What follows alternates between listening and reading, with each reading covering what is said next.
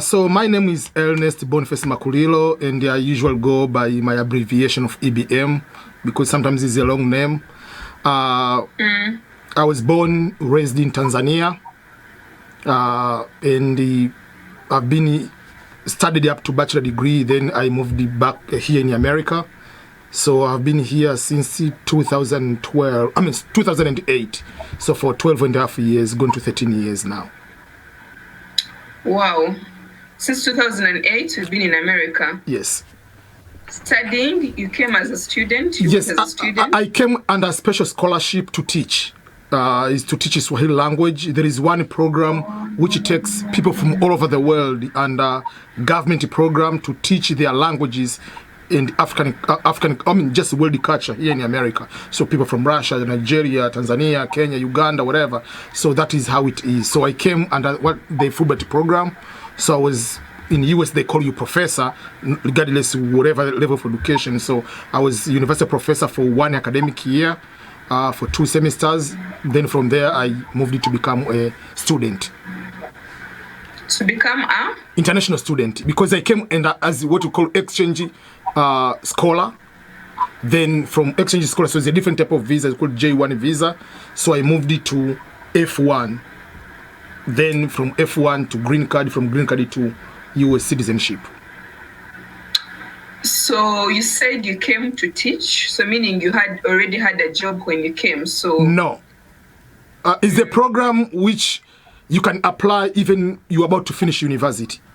So it's not necessarily you must, they need people who are already graduating, but if you're in the final year, you can apply that program too.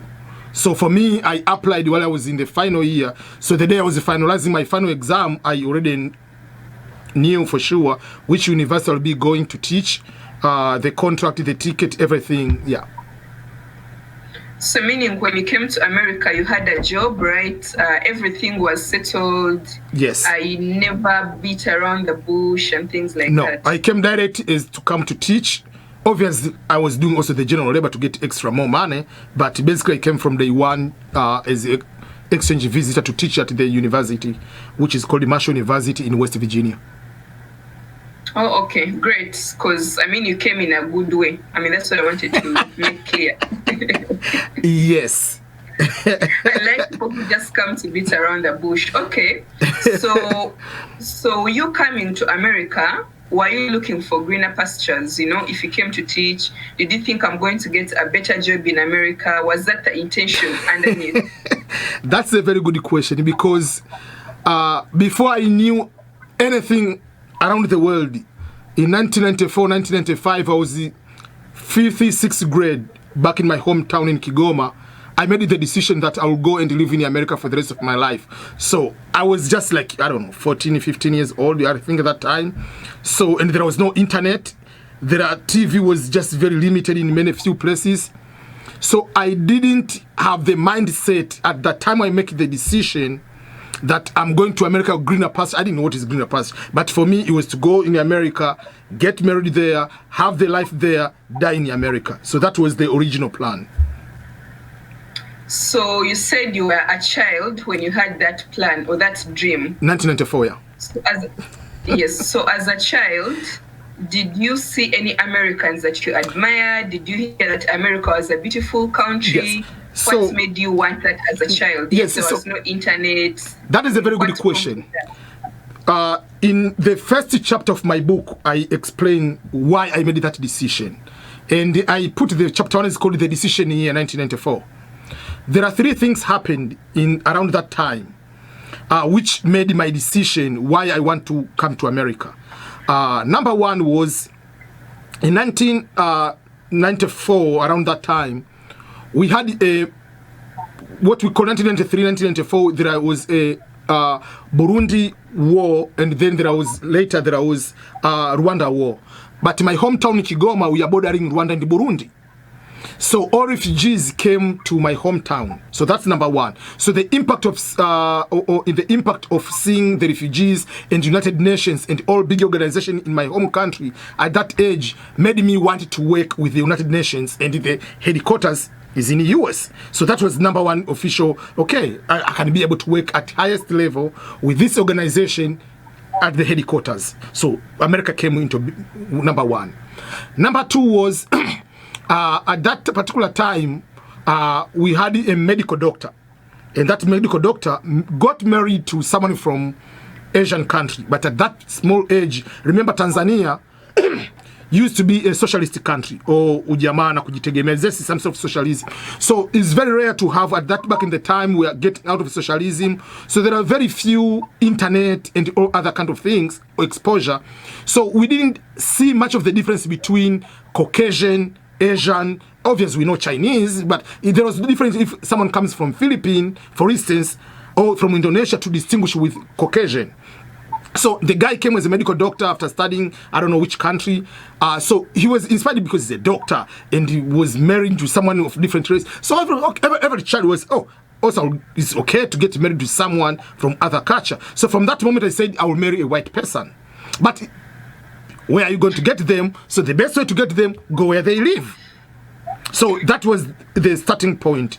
And another thing which happened around that time, obviously it was the inspiration from my brothers who were studying, graduating from the law degrees. So all those kind of things, they influenced me to study things related to humanitarian or law in particular, and be able to help others at the global level, but mostly to live in America. But people, they consider that is a childhood dream because childish in general, because how do you manage to get all those opportunity to come here? So for me, I knew I do not know anybody in America or in Europe. So my goal was I have to go there through education. So I had it from the beginning. Since the primary school, I know the only way will get me out is education. Wow, interesting. So you made those decisions when you were a child. But yes. You know, when you grow later in life, sometimes you get to realize life differently because of different experiences. So how come you never got a change in mind, even as an adult? Yes, a few things. Number one was, for me, is I have a tendency. If I say my goal and someone say it is impossible, no matter what, I have to accomplish it just to prove you that you are wrong. That's number one for me. So every kid I was telling, oh, my plan is this one. Oh, you are not a child of politician, or you are not a child of a rich person. How are you going to accomplish it that way? So that way gave me the drive to prove everyone wrong. So I was consistent. All my friends say, this is the dream I'm going to accomplish. And they have to tell you how I'm going to accomplish. So that when it happens, don't say, oh, it's because maybe of the relatives or because of so and so. So for me, even while I was in primary school, going to secondary school, that was my dream. And I had to stick on some of those one. For instance, if you are planning to get married to someone from another country, obviously you have to find a way to go to those countries. So for instance, from high school to until the college, I didn't date any person. Not because I was, it is difficult, but it was a distraction for me, because if this is my main goal, and if I start dating someone, I might see New York as Dar es Salaam. And because when you are in love, sometimes you don't think it's straight. So, and I didn't want to lose anything. So any possible distraction, I had to block it out. That was how I do. So for me, it's just like, if you even right now say, to write 500 books is impossible, I'll tell you it is possible and I can start writing. If you tell me it is difficult to run maybe 500 kilometers, I can start learning and I can just be able to do that to prove someone is wrong. So that is how I roll in my life. So if you want me not to accomplish something, tell me that is very, very easy. So why should I waste my energy for something which is easy? Okay, I love the spirit. So I do understand that maybe you wanted to prove your relatives, or your friends wrong, that if they told you, oh, maybe you don't come from a good family, so your parents are not politicians, they can't send you to America for education. Yes, you did prove them wrong. But even as an adult, having made that decision and come to America, did the reality meet your dreams, You moving from being a scholar teaching Swahili to being an international student, I'm assuming a student, you're not working, maybe you are of a certain age. Did it meet your dreams? What were your challenges as a foreign student? First of all, that is a very good question, because when you are talking about the challenges, majority of people, they do certain mistakes. Number one mistake why you come to regret is not being sure why you decide to go to another country. So there are some people, usually I tell them, after arriving at the port of entry, if you are arriving in Chicago, in New York, whether in Las Vegas, the first you are arriving at that airport, we teach them that is the air conditioning which it takes out your dream. So write down what do you want to accomplish in that particular country. That means you'll never forget them and stick with them. Because in America, it's very easy to be distracted. Time is very, very fast. Things going so quickly. It is very easy to get distracted. But for me, because I came here from day one and I knew the embassy did a mistake to give me the visa, I come here, the day you take me out here, you put me in the grave. That was my mentality when I come here. So I prepared my mindset. Any challenge I'm going to encounter, yes, there are some you get upset, but most of them I already played in my mind that this is part of life. But for someone, I'm giving example, there are some people, they might come here and maybe you miss pilau or certain type of rice. You might, oh man, I miss the rice. Like, really, I'm in America and the rice making me miss Tanzania. There are so many, so for me, I came with the mindset like, yes, this is the new life. These are the challenges. And I have to encounter any challenge, I'm going to get it. So there are a few challenges. The biggest challenge, which is already here, is how to move from this general type of labor to go to be a professional at highest level. That is a challenge, not only just for me, even for Americans themselves. How are you going to become a director of organization? How are you going to become a supervisor in organization? There are so many challenges, and those challenges they don't matter, they don't care whether you are a citizen of that particular country or outside. So I came with the mindset like, in order to come here and exceed in these kind of challenges, how or what do you need to do? So there are various things. For instance, number one, I have to go all the way to become until a citizen. I don't want to end up, because Tanzania doesn't have dual citizenship. Uganda, it's easy. You can say, oh, I want to become a citizen. But Tanzania, you have to make a decision. Do you want to become a citizen of the United States or not? If you become a citizen of the US, you forget your citizenship. So those decisions you have to do. Wow. So for me, I didn't even think about like you are comparing me, US and Tanzania. So your Tanzanian citizenship for your American citizenship. Okay, let me give you an example. You are told, play for Uganda national team or play for Real Madrid. I'm going to play for Real Madrid, obviously. I know each country have benefits, good and bad. But for me, because my dream is to be here, number one, to be a US citizen will help me. I can give you an example. One time, I got a job to go to teach Swahili in German for the US base, because the US have bases around the world. And the AFRICOM, the headquarters is in German.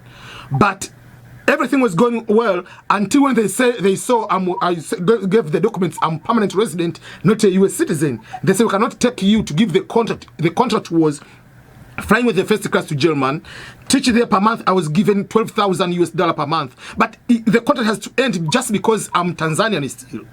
So there are certain opportunities you might not get them just because I'm Tanzanian. And I have a philosophy that God told to go to the world and conquer the world, do everything in the world, make the world the better place. That's go and multiply. God didn't say go to Tanzania or go to Uganda. To be in Tanzania, to be in Uganda, to be in America, to be born is because your parents are there at the time you were born. But it doesn't mean that you have to stay there. You can move to another country. If life is wherever you didn't meet your expectation, you can go back. You can go to any country as long as you follow the regulations. So for me, yes, there are challenges, but the biggest one is to transform from the normal, this labor, whatever, to become professional. You can apply so many jobs. And it's competition. You are not alone. America has over 330 million people. Wow, interesting. So your belief is you don't necessarily feel attached to Tanzania because you're born there. You're more of a citizen of the world, right? Exactly. Wherever I feel you are, that's where you belong, from what I understand. Yes.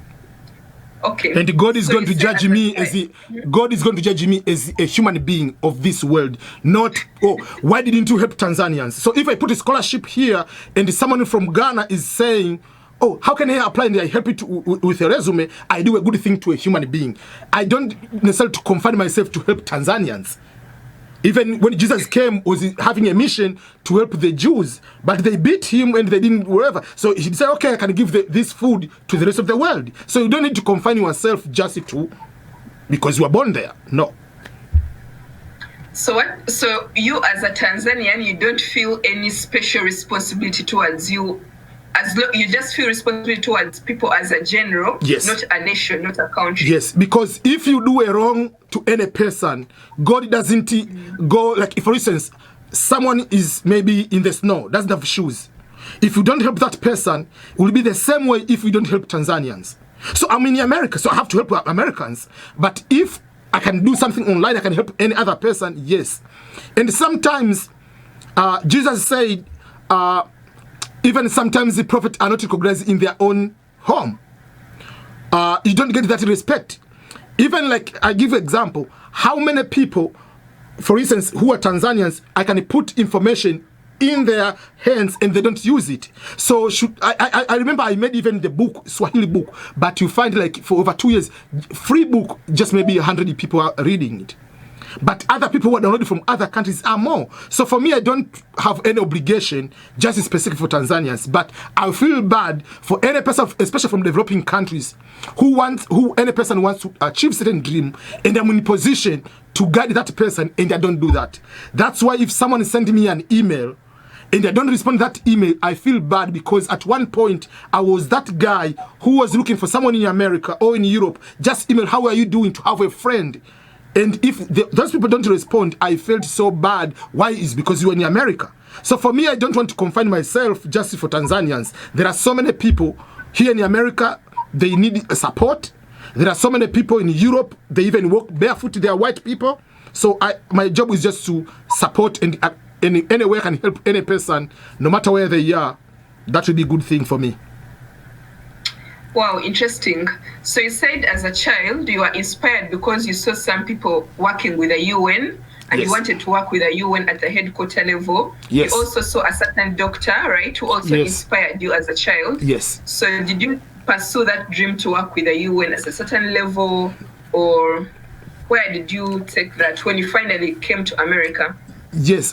So first of all, I had the opportunity while I was a student.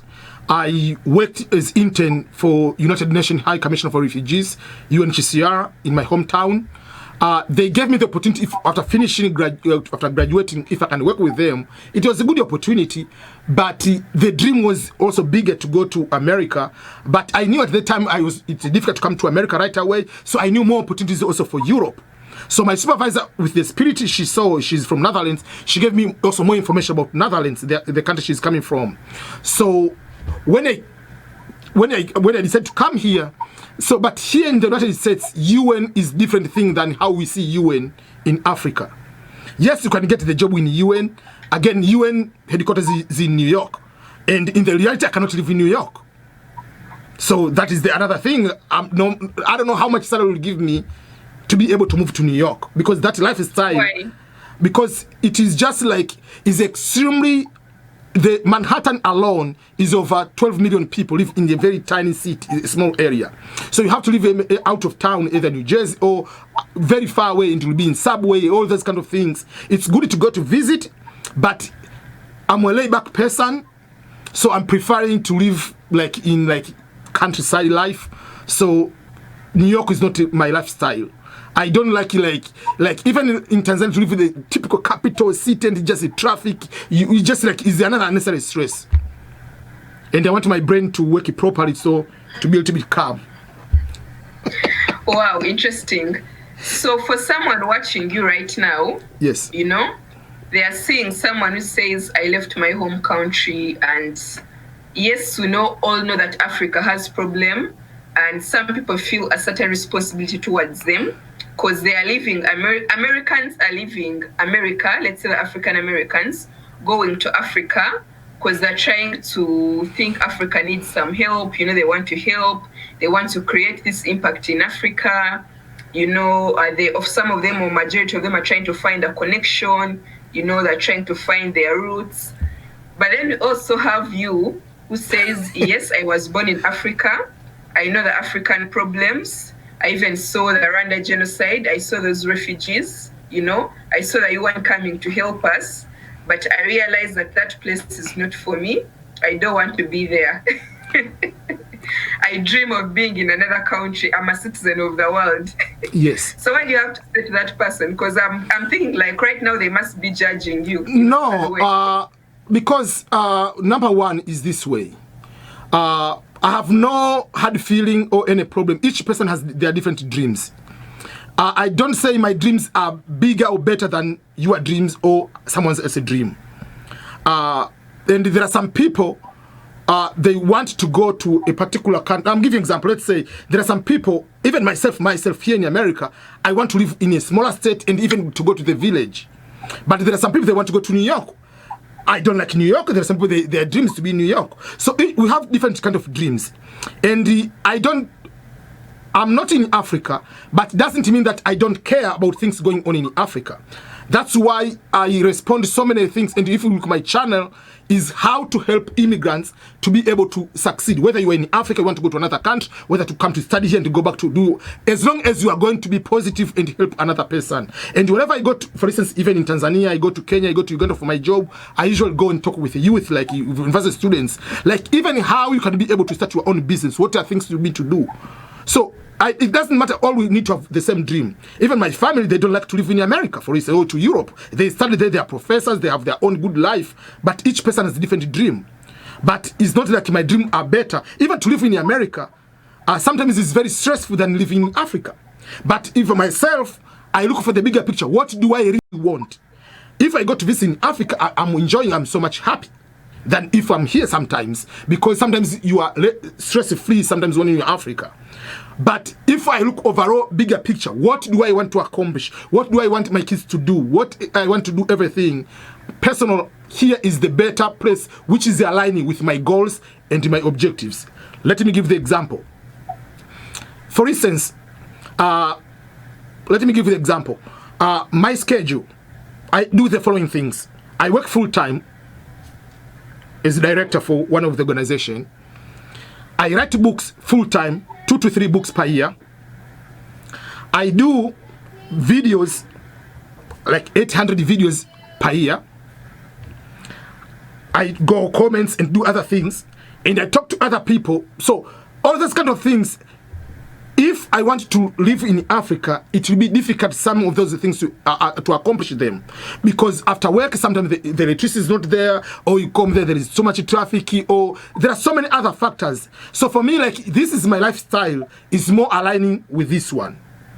I don't, but personal, that's why even if you look at the corner over there, I usually put my flag, like Tanzania, and I teach my kids about Africa. And I was planning to go, not to live forever, I was planning to move to Tanzania, to go to work there for at least 3 to 5 years, then come back, but because of the difficulties of getting work permits, so it didn't work through the plan. But I don't plan to live in Africa forever. I can go there and live for 3, 4 years, yes. But to live my entire life, no. My entire life, my goals and everything is aligned here. And I encourage people to go, and if they want to live in Africa, Americans, it is a very good experience for them.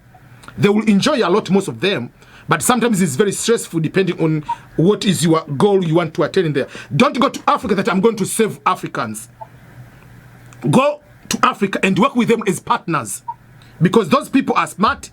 They are more educated than you in America. Just because you are white or you are black, you are speaking good English, doesn't mean that means you are smarter than those people.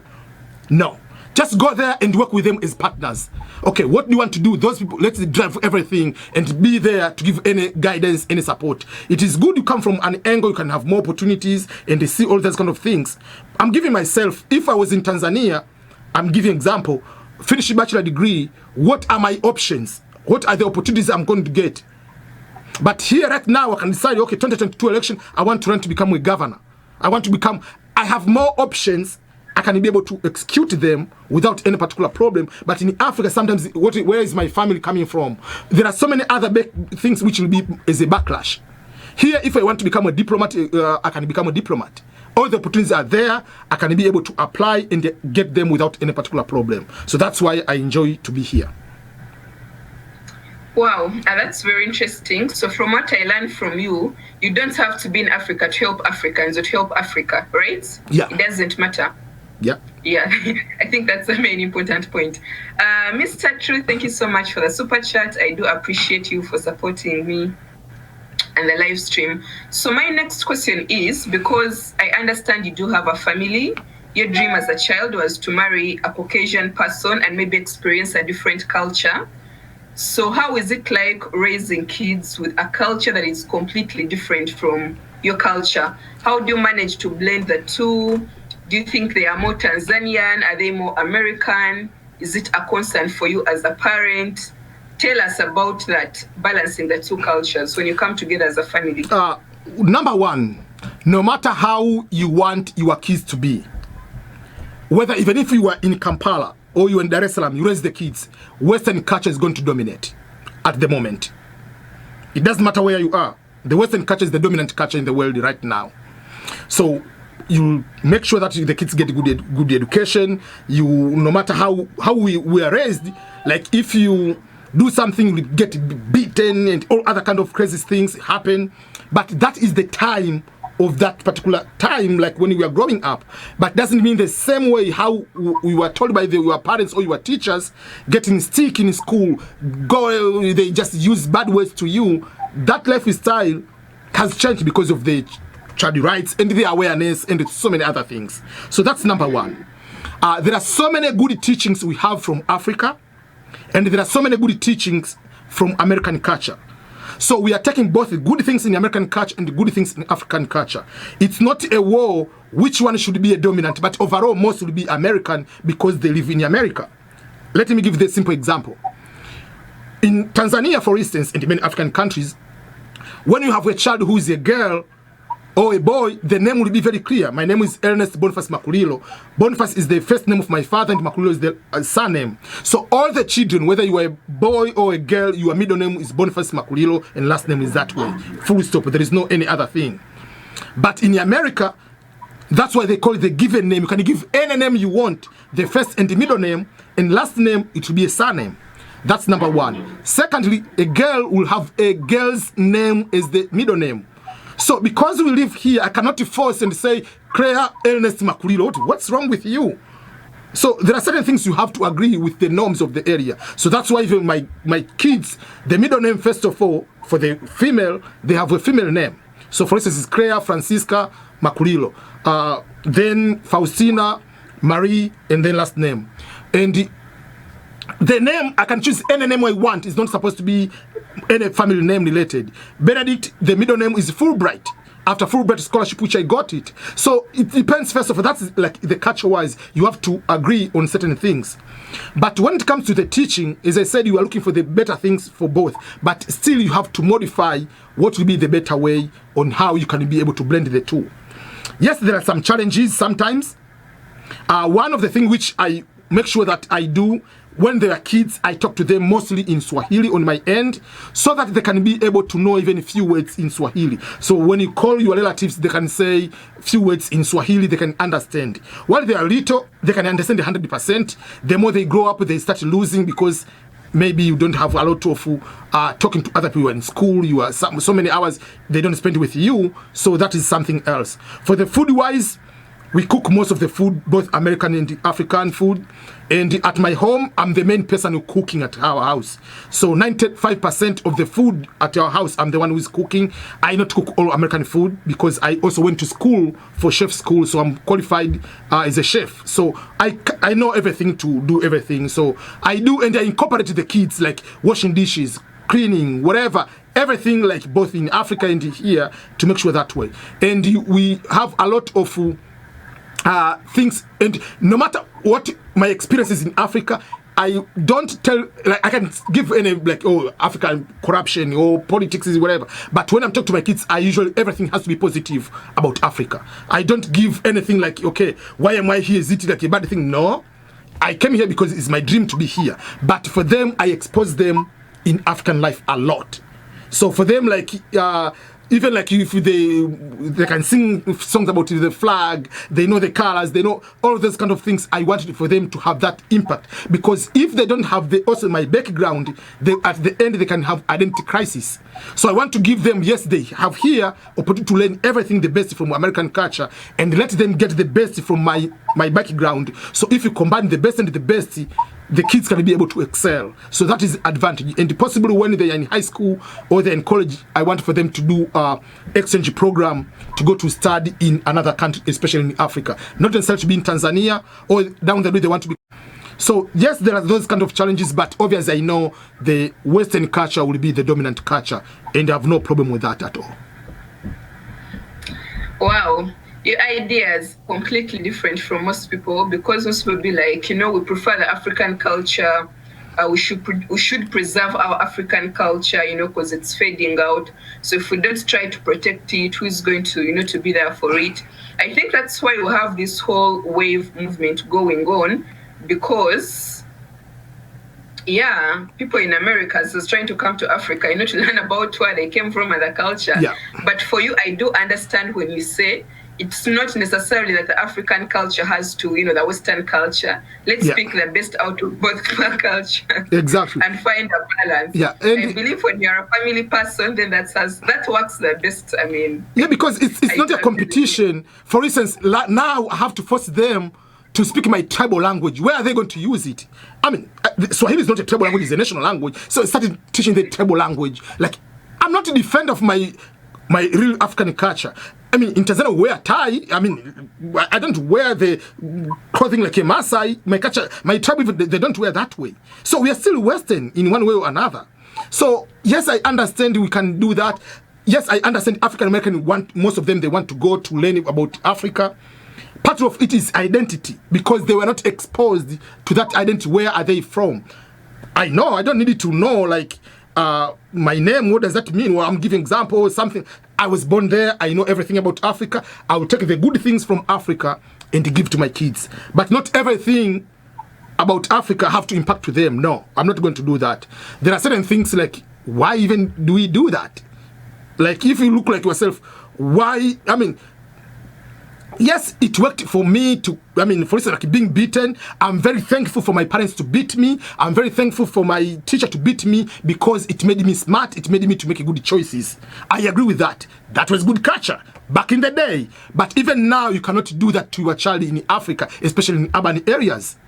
So, but because it's our roots, should we do that? No. Because back in the day, you can go, your child go and buy a cigarette, and they light the cigarette and they bring to you. Should you do now? No. So there are certain things like they're out of context. Why should we do them? Mm-hmm. Let them go away.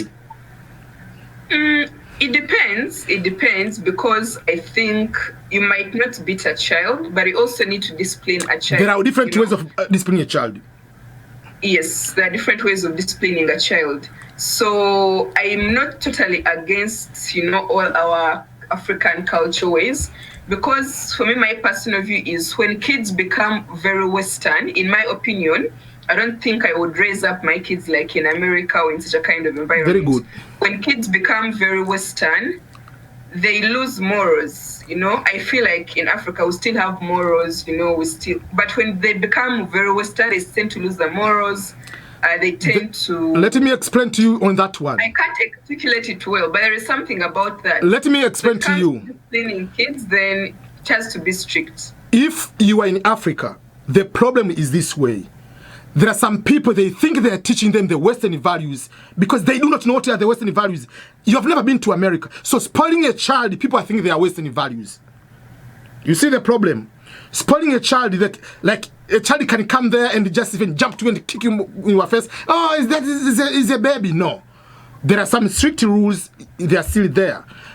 Western culture doesn't mean they're spoiling. Even here, the kids have discipline and their kids don't have discipline. In Africa, the kids have discipline, there are some who don't have discipline. So, but that doesn't mean that Westernization is that. I'm giving you an example. You are Christian, right?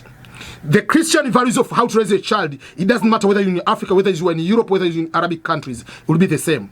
If you're looking for the good things, even in the Bible, even in Quran, they say you have to discipline your child.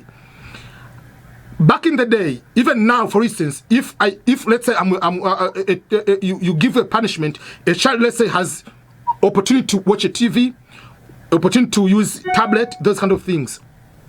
But if a child, back in our time, you are told don't go to play with your friends, was a very big punishment because it is outdoor culture. But at the same time, the child take out the electronic, all electronic for one day is a bigger punishment than the one we are beaten back in their time. So it depends. Still, the kids can have time out. They can have so many punishments. But if you do the beating like we are doing to our kids, we are doing to us, you are going to be in prison. So whatever you think that is the African culture, you beat a child, is going to have the social security, social services are there, back in the prison. So there are certain things, yes, you can discipline a child. My kids have very good discipline. They have respect. But I have a way on how I can be able to discipline them. And if I tell you stop, they stop. They know. I can do that. But it doesn't mean that you have to... That's the best thing. Yeah. I think that's the best thing to do, as long as you find a way of disciplining kids. Exactly. But just my personal opinion, we always think that kids who grow up in the West do not have morals. And it's not necessarily about us being beaten or whatever, because that also has its side effects when you're growing up as a child.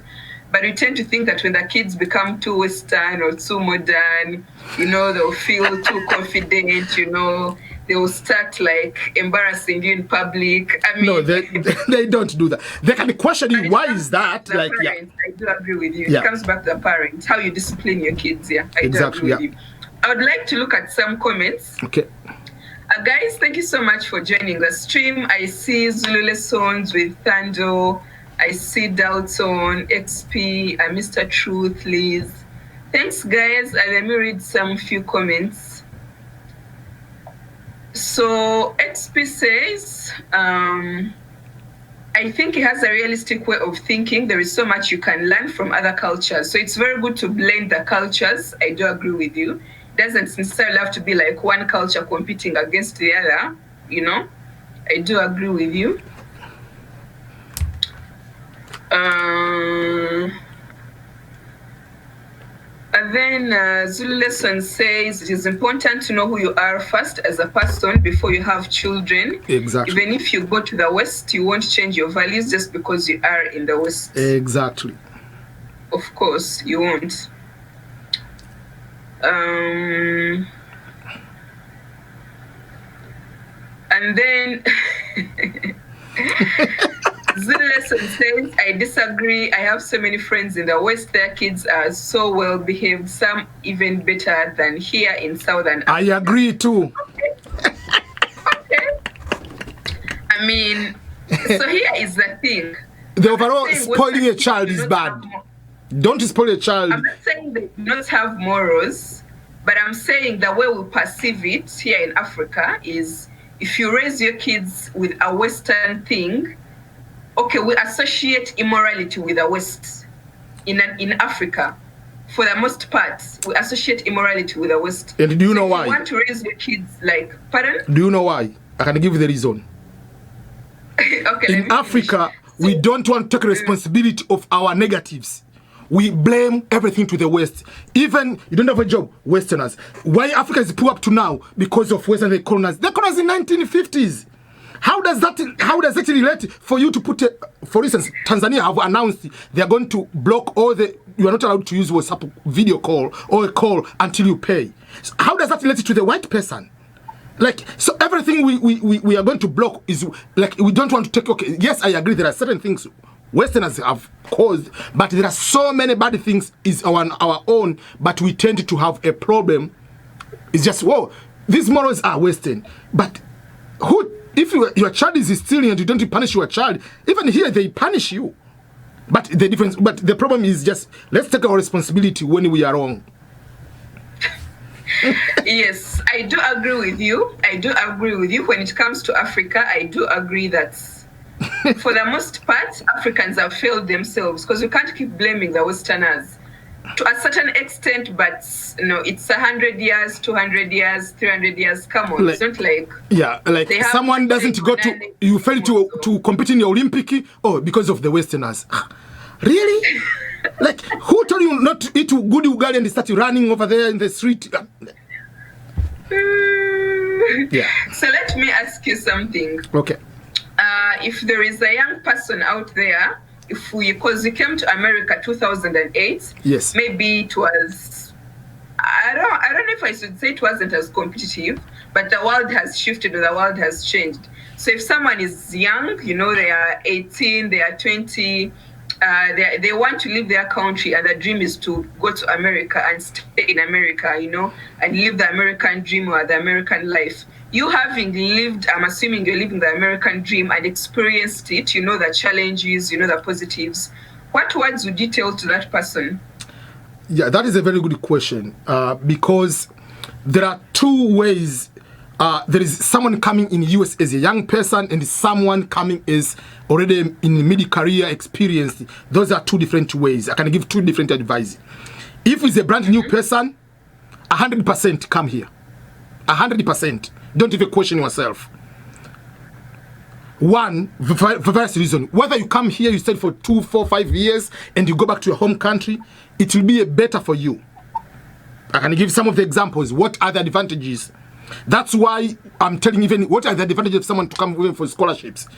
You can be able to learn other culture in practice. Not is this to hear like, okay, you know, like I'm giving an example. While you're in Africa, sometimes you can, the respect you give to a boss or to a supervisor is higher because it's just too much. But here, when you live the real life here, your boss, supervisor, whatever is becoming a normal person. Yes, there is a respect, but you cannot give that too much respect like completely this is just another god. So that's number one.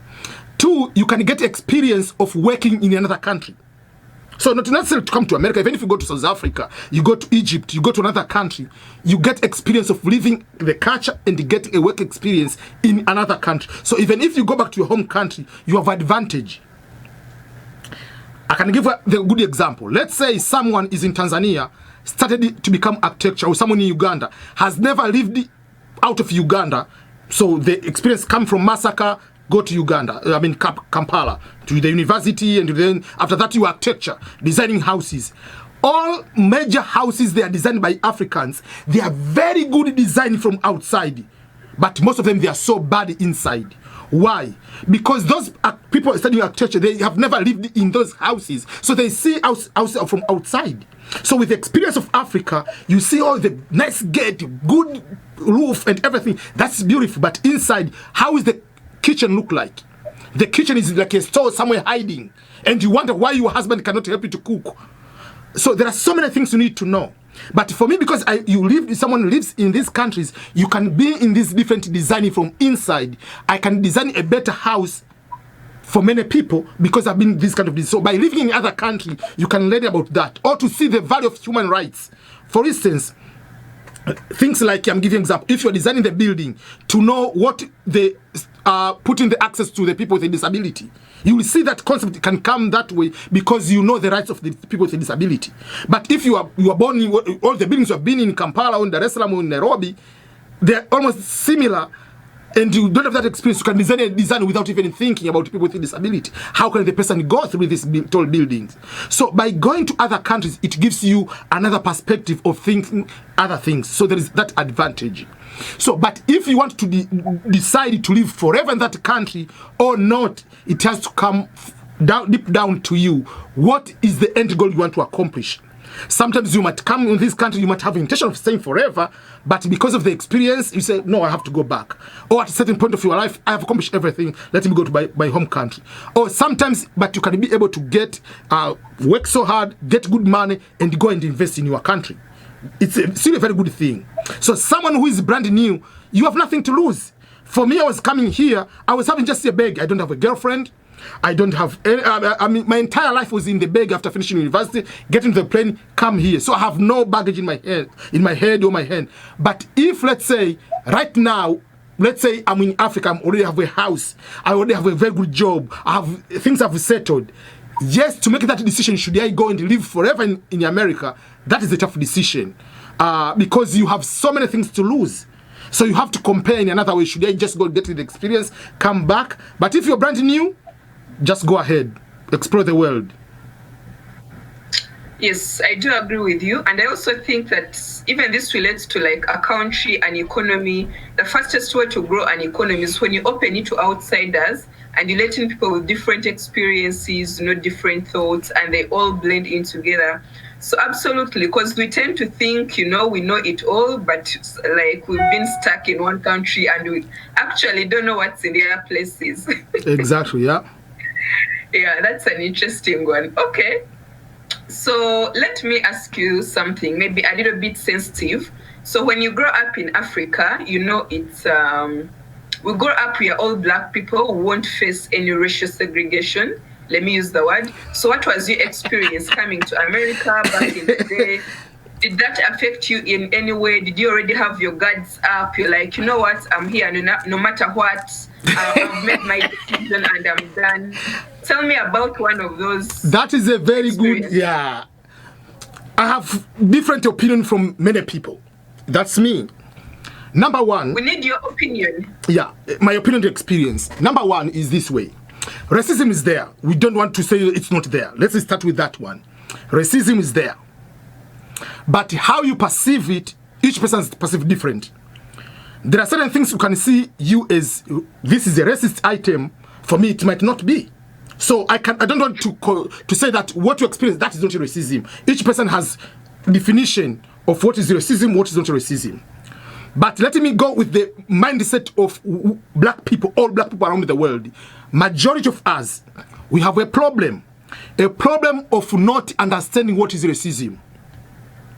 We assume racism is anything a white person is doing to a Black person. We forget, even you go to the actual definition for what is racism under the United Nations, a Black person can discriminate a white person. A Black person can discriminate another Black person.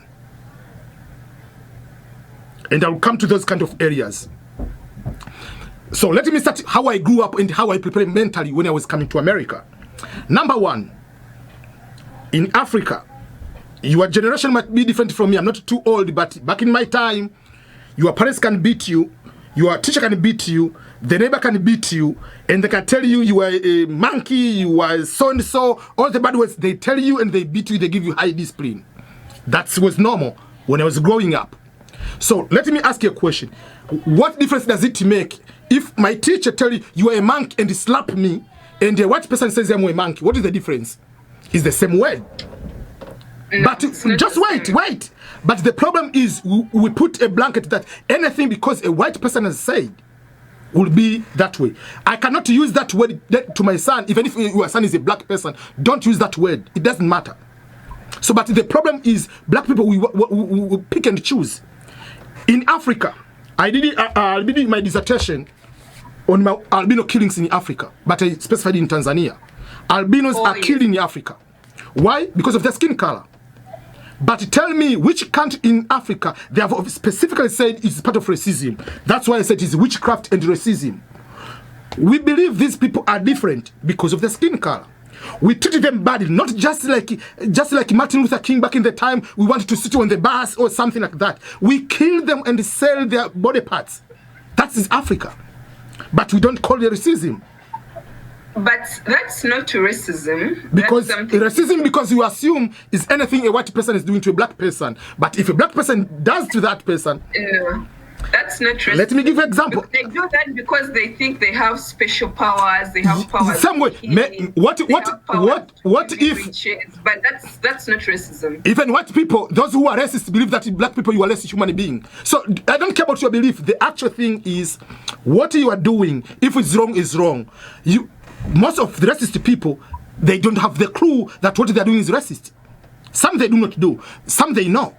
So it doesn't matter whether, for instance, I can give you an example. Cavani, who is a soccer player, now playing for Manchester United, he scored a goal. His friend, who is from Uruguay also, made a comment on Instagram, and he said, and used the word N, because how they call each other. They're friends. Cavani was suspended 2 games to play for Manchester City. But how many African American, they use the same word to the white person, or bad words to the white. But the problem is, I want to go, but it's very difficult for Black people to see that way. I can give you an example. I'm married to a white person. let's say, it didn't happen, but I want to give you a scenario. If I'm taking the white girl to my country and I want to meet my family, and my family, they say maybe we don't want to marry this person, you don't say your family is racist. You will say my family is not civilized. But if the family of the white woman or white guy, they say no, the first impression, they are racist. We forget that they might have other reservation why they don't want to get married to someone else. No, so I think there is a difference between racism and maybe being segregative. But let me first ask you, people want to know, what is your definition of racism? My definition of race is part of the United Nations definition. I can, the word, just one sec, I can give you, but in a very simple way, racism is race, even tribalism, tribe is part of the race. It's an identification of a certain group of people. So it can be, I can give you an example.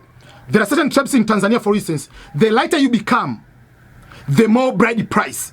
The darker you become, the less respected. That is racism to me.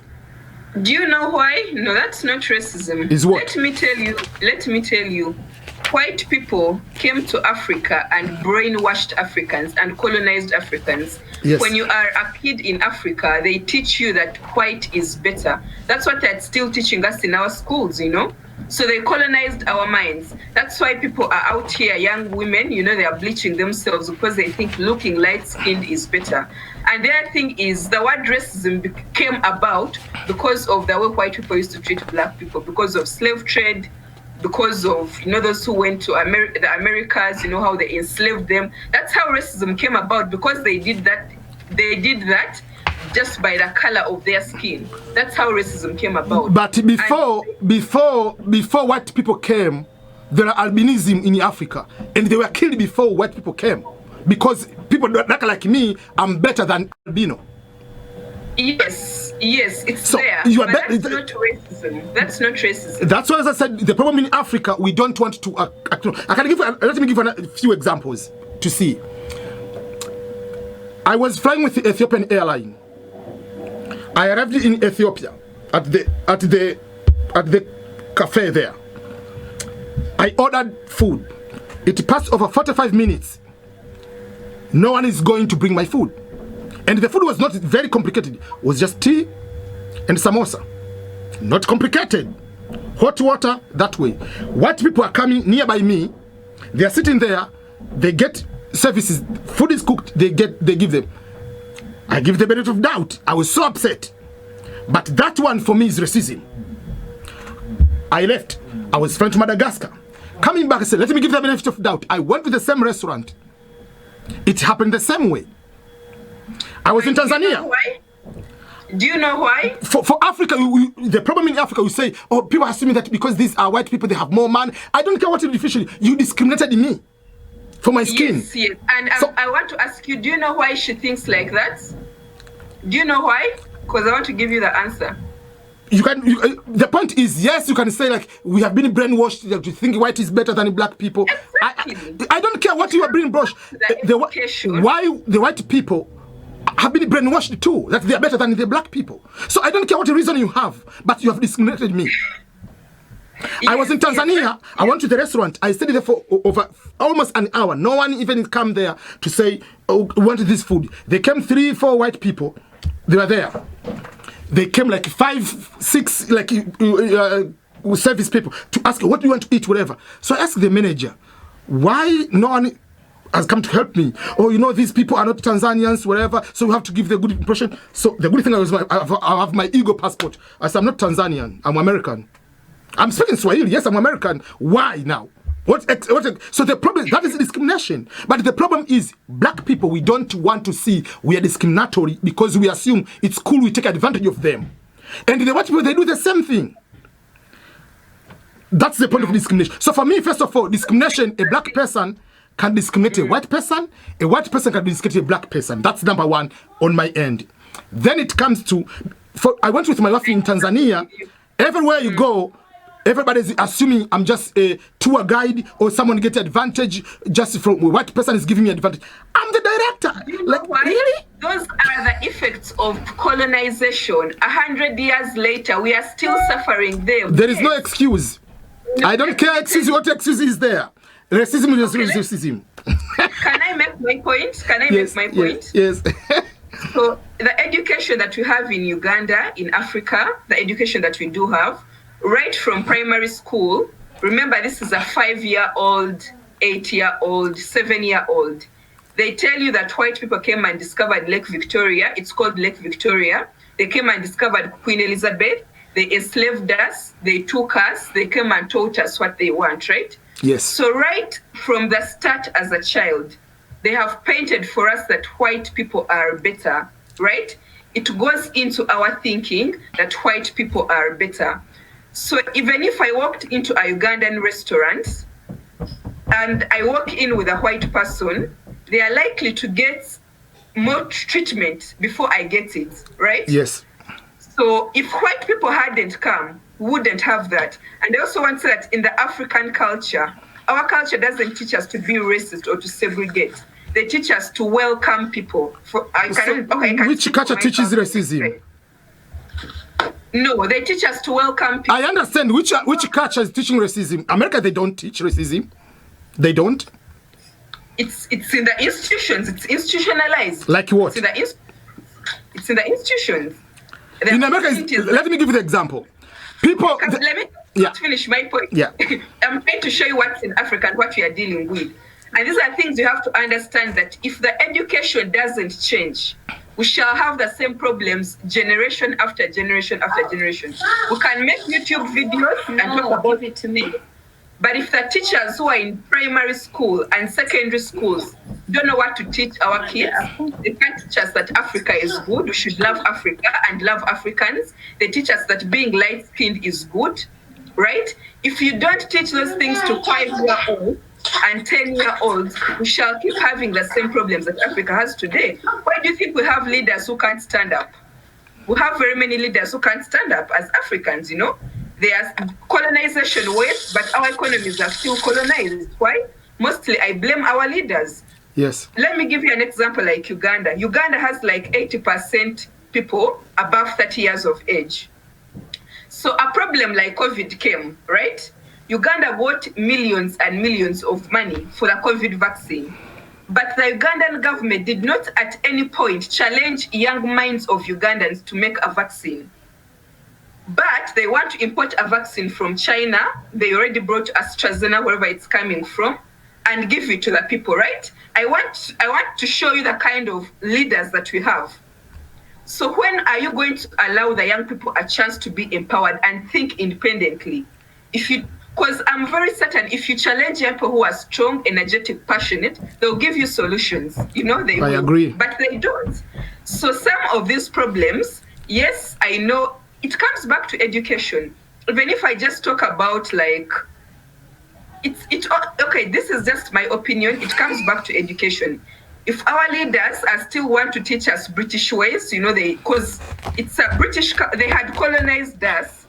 So when they left tools and materials to keep us colonized. So if they don't change that curriculum, you know, to make it African will never think independently. Because right from primary school, you don't have that chance to think independently. Maybe you will catch up later, but you never catch up. You will never catch up. So it is written here. So when I hear you saying whites are not, maybe there is no racism or things you don't, I want you to say that. No. Because let me tell you, the things that maybe this stream might even get demonetized or put down. But the things that Africa has suffered, if I give you an example of Congo, the DRC, the damages that Congo has suffered, you know, even when like King Leopold was in Congo, maybe over 50 million Congolese lost their lives. Congo is still unstable because of very many different things that we might not talk about openly. So we can blame the Congolese to a certain extent, you know, but we might also not blame them that much, because if you're born in instability over the time and you do not know the people responsible for that instability, they are there. And the best thing that they do is to fuel these insurgencies, make you fight against the other, make you hate your friend or your neighbor, bring Christianity and Islam and tell you Islam and Islams and Christians, you can't marry each other, you can't be first place. So when we can have different ideologies when it comes to here, but I disagree with you for the most part. Okay. One, there are 2 points you have made overall, which are different. There is the issue of racism, and there is the issue why Africa is still poor. Those are two things different. Why Africa is still poor, there is a part of colonialism, and the huge percent is the current leaders and what is going to be done into education, into everything. That's why I said here, there is imperialism 2.0, they upgraded, why they find a way that you cannot be able to overcome yourself to this level, and why we are in the same trap. That is explaining this one. But there is the issue of racism. We assume that people, it's politics. Institutional racism. I agree with those kind of things. But there are so many things here. It's not about racism. It's the structures which are there. If you want to compete at highest level, these are the principles. Because if you go with that mindset, is racism is there, as a black person versus white, then it will come.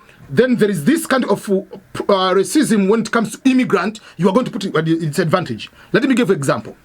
If you want to become a consular officer, U.S. consular officer, diplomat, or political officer, the principles are very clear. There is an exam. Go and take this exam. If you get 154 score, you go to this interview. If you pass this interview, you become diplomat. That one, how many white are there versus how many black people are there? They are going to do background check. They are going to do certain things. It comes to the credit score. It doesn't matter. These are the numbers. If you go and take a credit card and you do this 1, 2, 3, you will be broke. And by being broke, you'll never get a good job. You'll never get a good apartment. You'll never get a good house. That is not racism. So if you're telling me, oh, all black people, they are denied to get a house, what is your credit score? Simple and clear. So I understand institutional racism. Myself, I'm not going to date even a person who is broke. So whether I'm racist or whatever. So there are structures. I agree. Let me give you an example. In Olympic, the first Olympic, the most recent Olympic, the first time to see a black person is going to swim was the Olympic 2016, a black person. Why? Because we have the mindset that black people cannot swim. But we know black people can swim. So with that mindset, it's not racism. Let me give you another example. You go to the Olympic, how many people are taking spears and throw that far are white people? How many Maasai can throw the spear? We know there are so many people in the village that can do that. But we don't do that because we don't have our own way to institutionalize how we can compete at that level. So there are so many problems we want to blame white people. I said the racism is there, but also black people are racist. If a white person is going to spit to a black person, is racist. If a black person is spit on a white person, is racist. There is no, because black people is going to pay back. There's no payback. I've seen soccer players. Douglas Costa is a black Brazilian, spit on a white person. He was not called as a racist. But Luis Suarez, because he's a little bit light skinned, he's not Caucasian, didn't give a hand to a black player ever, was called a racist until he moved it from Barcelona, from Liverpool to Barcelona. But it's just a beef between the two players. But if a white person is doing any move, it's easy to call a white person as a racist.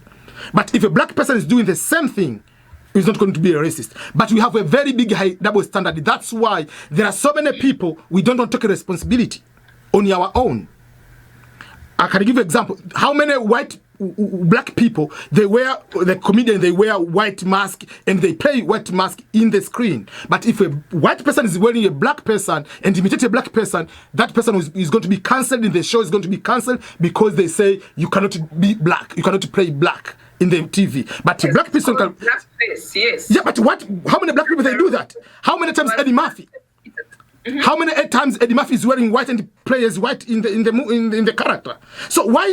That's the problem. Don't play a victim. Don't play a race card all the time. It's a competition. It's capitalism. All things about capitalism. It's undeniable. The race card is undeniable. No, I agree. Racism is there, but don't play a race card.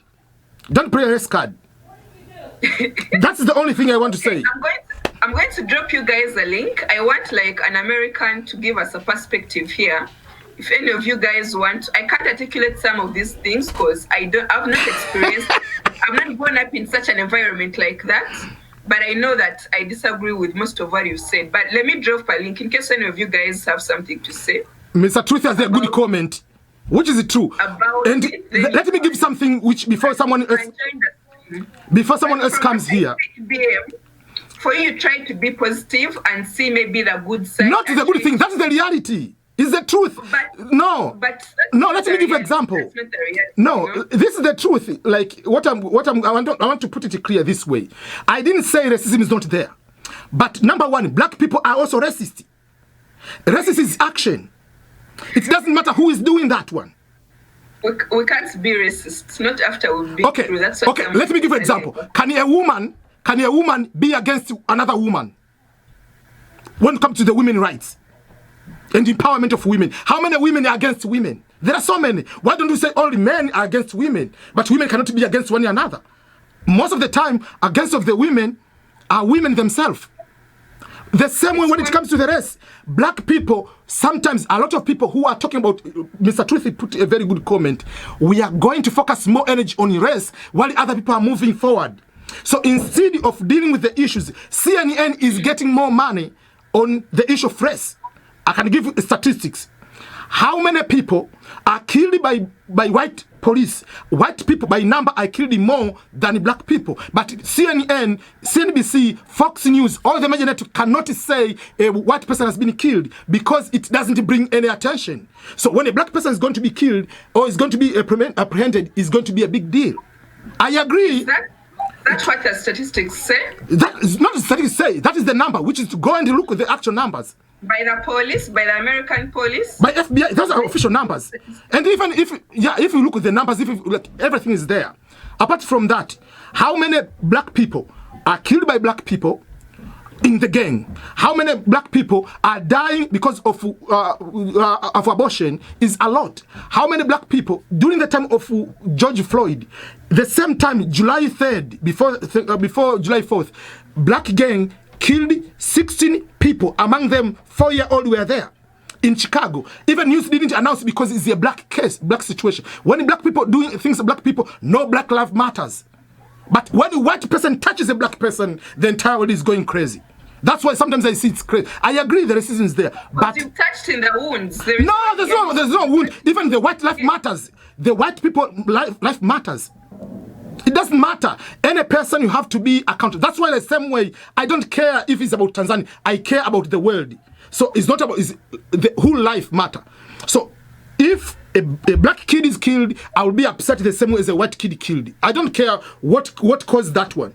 Whether it's a white person caused or a black person caused. We have to be against those kind of injustice. Not just injustice when it's done to black person. That is the problem of racism here.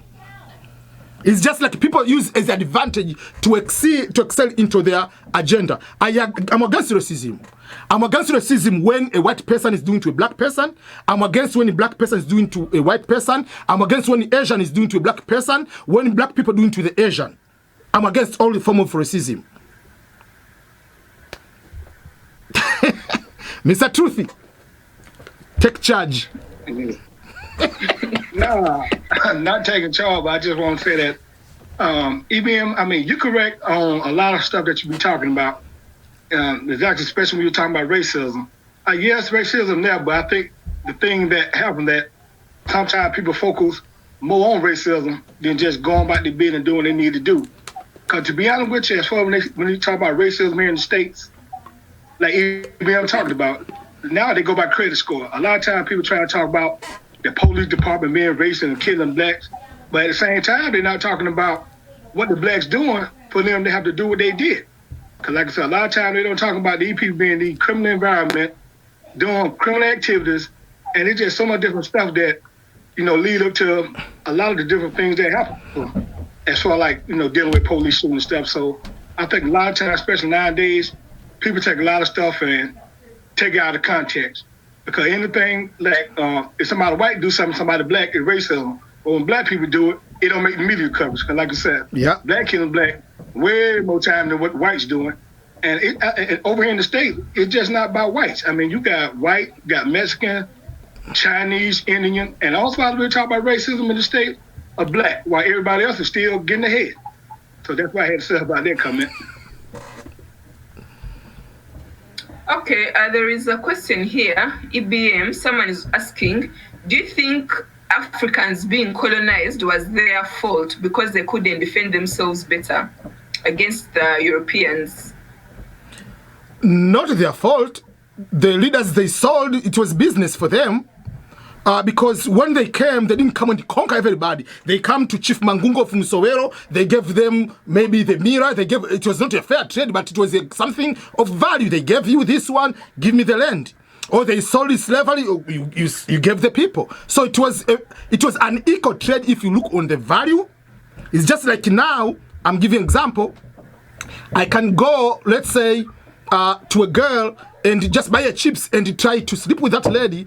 It's unfair, equal, because I'm the human, but in the end, if you agreed, yeah, that is happening. So I don't say it's the fault of African as a whole, but it's the fault of the leaders, because the leaders are the one doing the same thing the current leaders are doing. What are the current leaders are doing right now? What are they doing? They're signing the same contract. Go on the mining contract. Go on the Chadi contract for the oil with the ExxonMobil, whatever that thing. They gave them 150 years of getting the oil. So that is not, it's not about, even now, that's why I say imperialism 2.0. These people, they are so smart. And I say, imperialism has been seen as the highest stage of capitalism. But we are witnessing now the world of upgraded imperialism. Under this one, the game has changed. African countries were hoping to develop sooner after the colonialism. But with this imperialism, Africa is still under new colonialism and will be subject to it in different shapes and forms until the end of the world, unfortunately.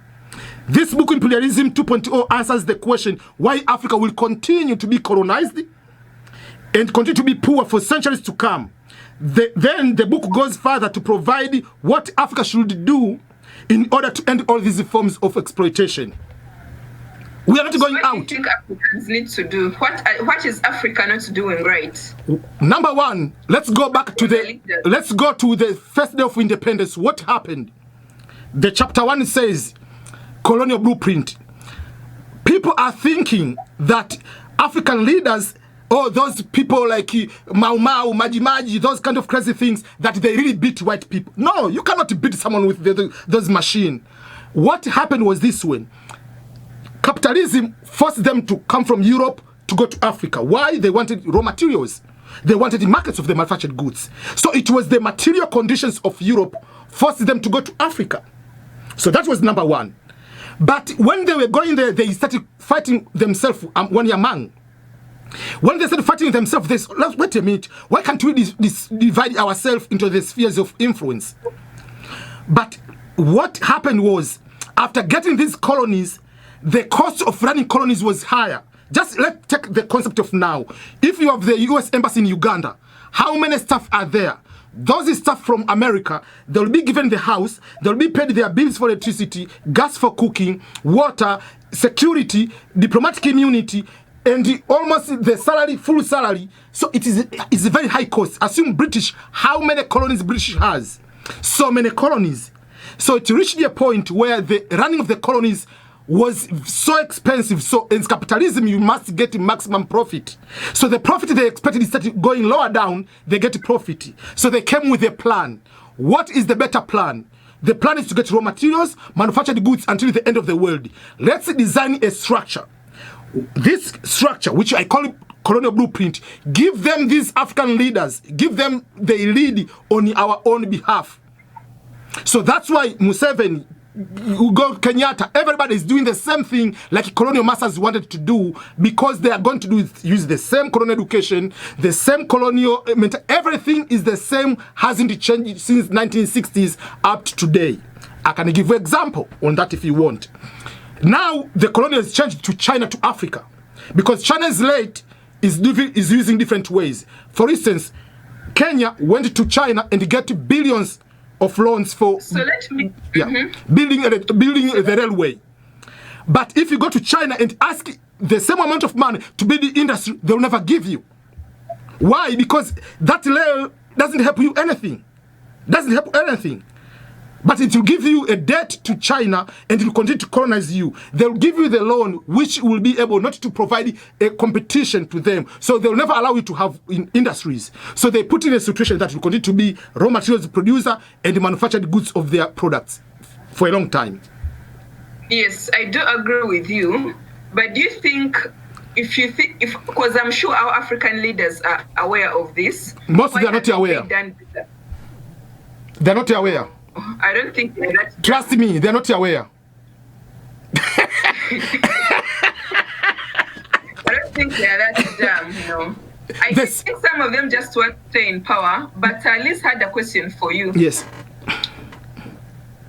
Ask IBM if he would get the same way if his wife's family didn't accept him because of his color.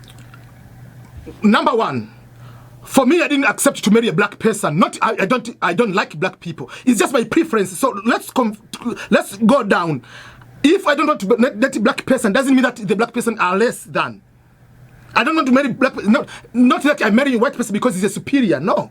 It's not that because of that. It's a preference. Just like I want to marry maybe a fellow Muslim, I want to marry a Christian. Doesn't mean that the other one is a bad person. No. If my wife's family they didn't want me to get married to them, they might have their only reason. Maybe they have their plan they want someone to be white. Maybe my family, they have expectations. I'll have married my fellow tribal man, tribal person, have the kids of this. They didn't think about one day I'll have the interracial kids. Maybe the kids will be in America. It's a shock for them too. But they accepted because they want better things for me. So not all the time someone said you don't marry someone, if they say no, it's because of racism. They might have other reason. And I can put one comment. I know I can relate to the issue open to Meghan and the Harry, whatever in England. There are so many bad things happen, but it is stupid to come to say if they ask the question, how is the colors of the baby? That is the expected question for interracial child. You are so stupid. Like, if a child is interracial, I have to question, will be more like a father, more like a mother. Even the black people will ask that question. Like, really? That's racism? Like, oh, even myself, yes. I would like you to comment on that before I give my opinion. Yes, there might be racist, I agree. But on the comment to ask a question about the color of the child, that is the expected question in interracial relationship. Because it's just like, it will be more it's just like, assume I'm married to a black person. The question will be, is the person look more like a father or a mother? Why don't we say that is racist? A father is white, a mother is black. Is that racist? Is that true? What do you have to say about that for me? Black, a minority over there. My thing about that, if you hear about an area being racist or a store being, practicing racism, why even go there shopping? Why even go in them areas? Then once they go there, then the incident happens, oh, they racist. So my thing about it is, a lot of times when people say racism, they don't look at, you're free to go and do what you need to do, but at the same time, if you already got a warning about something, why go do it? Just like we talk about Meghan Markle. She married into the royal family, knowing that the history about the royal family, how they feel about minorities. So I guess she thought she was going to change their thought process. And now because I guess she went through what she went through, now she want the whole world to feel sorry for her. So, we know as adults what we get ourselves into. So a lot of times we don't accept responsibility for the things that we do. It's just like me coming to America and they want to change the American culture to follow to be African. Really? No, that's not the point. No, that's not the point. So Mr. Truth has just said she already knew how the royal family feels about minorities, right? Meaning they are not accepted. And I watched that interview. Meghan's words were there was a discussion about how the skin how dark the skin of the baby is going to be. There were concerns about how dark the skin of the baby is going to be. So meaning they do not embrace the baby with his skin color. The baby is not accepted, is not looked. They feel like that's going to be a problem. I agree with that. So they are. So you can't take that out of. That's not even debatable. But there are other things on the issue of Meghan. That's not even debatable. There is the issue of Meghan. There are two things. We need to note that. There is the issue of racism and all other kind of things, which is a very critical issue. I agree. But let's put ourselves also to the mind of Queen. Because sometimes we talk because we are black. Let's put ourselves in the mind of you are the president of the United States, or you are the queen. You are thrown, you want to be going to a foreigner. Think about that. These are countries. It's just like a US person. Even Obama, when he was running, there is a question. He grew up in Indonesia. Is this person Muslim? Is this person going to Madras? All those things came to the being. I want to say, like, there are things which, when you marry another person of another culture, there is the issue. Like, this is a queen. The first time you are going to marry someone from another country, and you are going to possibly become a royal, and possibly become the overall everything, yes, there are those questions they'll be able to ask. But the way they ask, it might be inappropriate because they didn't have that experience.